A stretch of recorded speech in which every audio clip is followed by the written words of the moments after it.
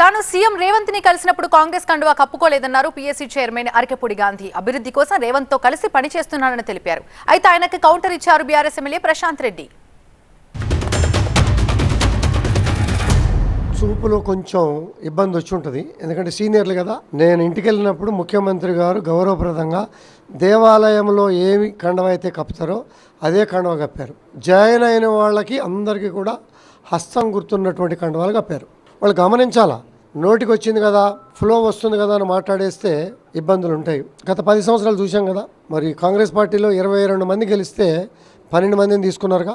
అలాగే అంతకుముందు మేము తెలుగుదేశంలో గెలిస్తే తీసుకున్నారు కదా. మీకొకటి మాకొకటి వర్తించదు, అందరికి ఒకటే. ఈ గాంధీ గారు ఇవాళ ప్రెస్ మీట్ పెట్టి అంటున్నారంట, నేను బీఆర్ఎస్ పార్టీని, నేను కాంగ్రెస్ పార్టీ ఎప్పుడైనా నేను అని. మరి ప్రపంచమంతా సమాజం అంతా చూసింది. ముఖ్యమంత్రి గారి స్వస్థాలతో వారికి కాంగ్రెస్ కండువా కప్పి కాంగ్రెస్ పార్టీలోకి చేర్చుకున్నది. ఇవి ఆనాటి వీడియో, ఇది మొత్తం ప్రపంచమంతా చూసింది. ఇవాళ ఆయన నేను బీఆర్ఎస్ పార్టీ అన్నాడంట.